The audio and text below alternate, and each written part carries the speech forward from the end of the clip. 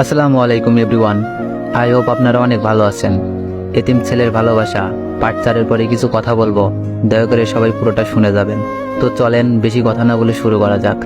আমি সবাই বসতেই কে যেন কলিং বেল বাজালো। আশরাফ স্যার উঠে যেতে লাগলো। আমি ওনাকে বাধা দিয়ে বললাম, আমি খুলে দিচ্ছি। দরজা খুলেই দেখি এ তো সেই অহংকারী মেয়েটা দাঁড়িয়ে আছে। আমাকে দেখে বলল, ওই তুই আমার বাসায় কি করিস? আমি বললাম, এটা আপনার বাসা হবে কেন? আমি তো আশরাফ স্যারের বাসায়। মেয়েটা বলল, উনি আমার বাবা, সামনে থেকে সর, না হলে কানের নিচে দুটা লাগাবো। কি ডেঞ্জারাস মেয়ে, না সরে দাঁড়ালে সত্যি মেরে দিবে। কি দরকার এমনি এমনি থাপ্পড় খাওয়া? এজন্য তাড়াতাড়ি সরে দাঁড়ালাম। মেয়েটা পাশ দিয়ে রুমে প্রবেশ করলো। মেয়েটা বলল, বাবা এইসব ছোট লোকদের রুমে আসতে দিছো কেন? আশরাফ স্যার বললেন, মা সবাই মানুষ, কাউকে ছোট করে দেখতে হয় না। মেয়েটা বলল, দেখো আব্বু, আমি তোমার এসব লজিক শুনতে চাচ্ছি না। আমি আমার রুমে গেলাম। মেয়েটা হন হন করে দোতলায় উঠে গেল। আশরাফ স্যার বলল, তুমি ওর কথাই কিছু মনে করো না। আসলে মা মরা মেয়ে আমার, একটু বেশি আদর পেয়ে এমন হয়ে গেছে। তবে ওর মনটা অনেক ভালো। মনে মনে বললাম, কেমন মন ভালো সেটা আমি খুব ভালোভাবেই জানি। অ্যাক্সিডেন্ট করতে লাগছিল, হাত ধরে টান দিয়ে বাঁচালাম। সেজন্য নিজে তো থাপ্পড় দিল, সাথে আরেকজনকে দিয়েও থাপ্পড় দেওয়ালো। কি হলো, কিছু বলছো না কেন? আমি এসব কথাই কিছু মনে করি না, বাদ দিন ওইসব। এখন বলেন আমাকে কি কাজ করতে হবে? আশরাফ স্যার বললেন, কাজ বেশি কঠিন না। তুমি কার ড্রাইভিং করে আমাকে অফিসে নিয়ে যাবে আর আসবে। ভাবছিলাম কত কঠিন কাজই বা দেয়, কিন্তু এখন দেখছি অনেক সহজ কাজ। এজন্য ওনার প্রস্তাবে স্বাচ্ছন্দ্যে রাজি হয়ে গেলাম। আচ্ছা তাহলে তোমার রুম দেখিয়ে দিই। উনি আমাকে নিচতলায় একটি রুমে নিয়ে আসলেন। রাজকীয় রুম। এরকম রুমে থাকতে পারলে জীবন ধন্য, কিন্তু ওই মেয়ের জন্য কতদিন টিকতে পারবো জানি না। তা বাবা, তোমার রুম পছন্দ হয়েছে? স্যার। আমাকে স্যার বলতে হবে না, আঙ্কেল বলে ডাকবে। জি আঙ্কেল স্যার। Sorry uncle. আচ্ছা তুমি রেস্ট নাও। আঙ্কেল চলে গেল। আমি ব্যাগটা রেখে বিছানায় গা এলিয়ে দিলাম। আহ, কত নরম বিছানা। জানি না এই এতিমের কপালে এই বিছানা কতদিন আছে। রাতে খাওয়ার জন্য বাইরে যেতে লাগছি। এমন সময় আঙ্কেল বলল, অনিক কোথায় যাও? জি আঙ্কেল, খেতে যাচ্ছি। তুমি আমার বাসায় থেকে বাইরে খাবে এটা তো হয় না। আজ থেকে তুমি আমাদের সাথে খাবে। ফ্রিতে খাওয়া পেয়ে গেলাম, তাই সাত পাঁচ না ভেবে রাজি হয়ে গেলাম। একটু পর আঙ্কেল আর ওনার মেয়ে খেতে বসলো। আঙ্কেল আমাকে খাওয়ার জন্য ডাকলেন। আমাকে দেখেই ওনার মেয়ে চোখ বড় করে তাকালো। তাকানোর ধরন দেখে মনে হচ্ছে চোখ দিয়ে আমাকে মারছে।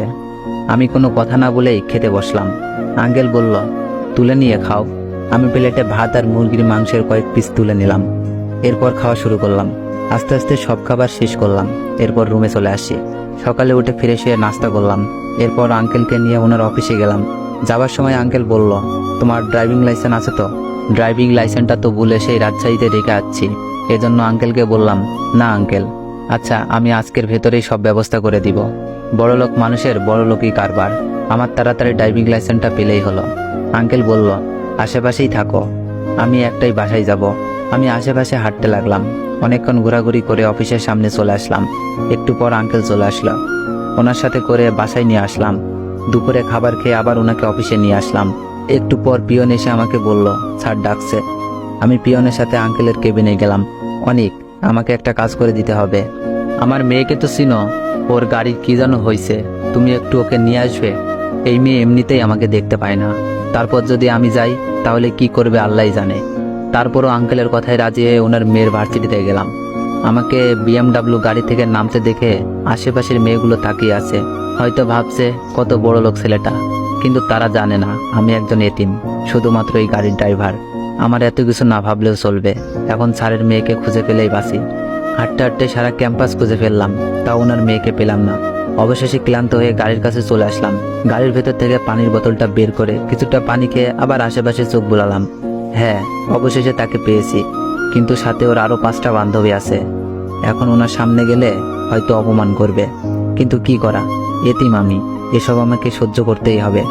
আমি ওনার দিকে যেতে লাগলাম। কিছুক্ষণ পর ওনার সামনে চলে আসি। মেয়েটা বলল, ওই তুই আসছিস কেন? আব্বু কোথায়?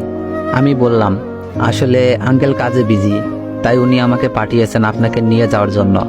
মেয়েটা আচমকা সবার সামনে আমাকে থাপ্পড় মেরে দিল। সবাই আমার দিকে তাকিয়ে আছে। হয়তো তারা ভাবছে আমি হয়তো মেয়েটাকে প্রপোজ করছি, এজন্য থাপ্পড় দিছে, কিন্তু কেউ আসল ঘটনা জানলো না। আমি গালে হাত দিয়ে বললাম, আমাকে মারলেন কেন? মেয়েটা বলল, চাকরের বাচ্চা চাকর, তুই কোন সাহসে আমার আব্বুকে আঙ্কেল বললি?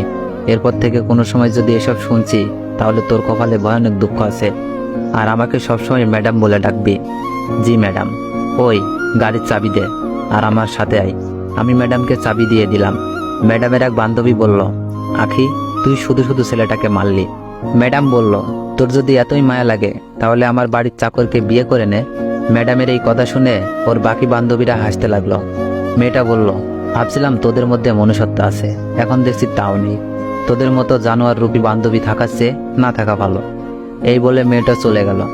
আজকে আমার বাবা মা থাকলে এই কথার জবাব দিতে পারতাম, কিন্তু ভাগ্যে আমার এসব কি আছে। আখি ম্যাডাম একটা গাড়ি দেখিয়ে বলল, ওটা আমার গাড়ি। ভার্সিটির গেট পেরিয়ে কিছু দূর গেলেই একটা গ্যারেজ পাবি, ওখান থেকে এটা ঠিক করে তারপর বাসায় আসবি। আর হ্যাঁ, চুরি করে আবার নিয়ে যাস না, কারণ তোদের মতো ফকিন্নিদের বিশ্বাস নেই। আমি একজন লোক ঠিক করে গাড়িটা ঠেলতে ঠেলতে গ্যারেজে নিয়ে আসলাম। গাড়ি ঠিক করতে অনেকক্ষণ লেগে গেল, ততক্ষণ রাত হয়ে গেছে। গাড়ি নিয়ে সোজা আঙ্কেলের অফিসে গেলাম। অফিসে দারোয়ান বলল, স্যার একটু আগেই বের হয়েছে। আমি কথা না বাড়িয়ে বাসায় চলে আসি। কলিং বেল চাপ দিলাম। আখি ম্যাডাম দরজা খুলে দিয়ে আমাকে বলল, যাক ছোট লোকের বাচ্চাটা পালায়নি। আমি বললাম, স্যার কি এসেছে? আখি ম্যাডাম বলল, আব্বু ওনার রুমে আছে, আবার কিছু বললে মারতে পারে, এজন্য কিছু না বলে ম্যাডামের পায়ে দিয়ে রুমে চলে আসলাম। তো গাইজ, নেক্সট পার্ট চাইলে বেশি বেশি কমেন্ট করুন। আর হ্যাঁ, আপনারা অনেকেই কমেন্ট করতেছেন যে পার্টগুলো একটু তাড়াতাড়ি নিয়ে আসতে। আসলে ভাই, ফ্যামিলি প্রবলেমের কারণে দিনে একটা ভিডিও আপলোড দিতে পারতেছি। এর জন্য আপনাদের কাছে আমি অনেক দুঃখিত। সবাই আমাকে একটু ক্ষমার দৃষ্টিতে দেখবেন।